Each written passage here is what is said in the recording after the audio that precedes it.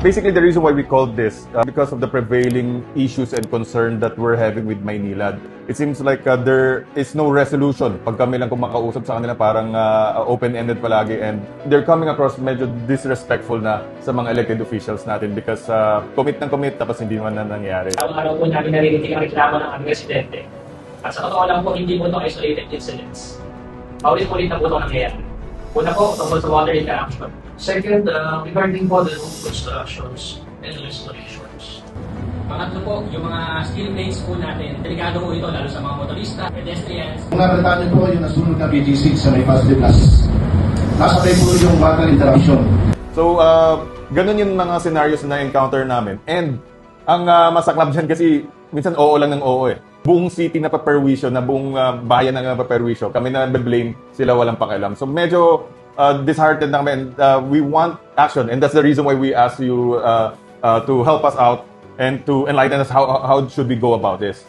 Yung water interruption kasi during the repairs, doon medyo masalimor. Their excuse has always been, hindi kami binibigyan ng permit ng Venezuela LGU. Palagi na lang hindi kami pinapayagan mag 24 hours, hindi kami pinapayagan mag-repair. Ang bagal ng permits. Kung yun ang reason nila, sige, bigay natin yan. Pero honestly, I don't buy that na eh. Kasi binigyan naman sa nila yung permit, sabihin natin na delay, nabigay naman sa nila yung permit, pero hindi na nila rin commit eh. Like, Kaya we can push Maynila and pressure them to do their works faster.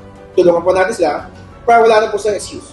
Kasi pwede po natin silang take to task for those promises nila. Pag may commitment po sila na sinasabi, ito hiningi nila, binigay natin. Pag hindi na magawa yan, at malaki po penalty na pwede natin bigay.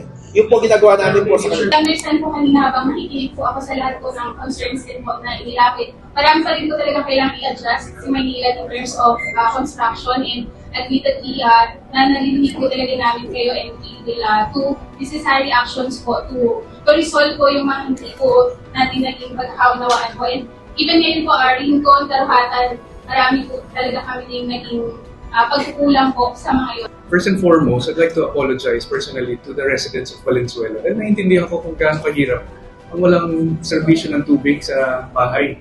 2026 na. Sobrang ng advance ng buong mundo, hindi na po pwede na walang tubig yung mga kabahayan natin.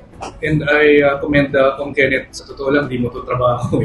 You're in the legislation, but because I know that you and your family care so much about Valenzuela, let's put an end to the perennial problem. So for us to be able to move forward, kailangan natin magtulungan kahit na naumpisahan ng hindi magandang relasyon. you know that one of the job of congressman or a representative is oversight. Nandiyan naman sa MWSS to regulate. So I will trust Chief to be able to look into this and improve it. And syempre nandiyan si Yusek, I would trust make sure that these things get corrected soon. So the timeline is imperative. We need to see that. Give us a timeline on when we can get all of this, lalo na yung work program ninyo for the 451 issues para alam namin kung how to go about it.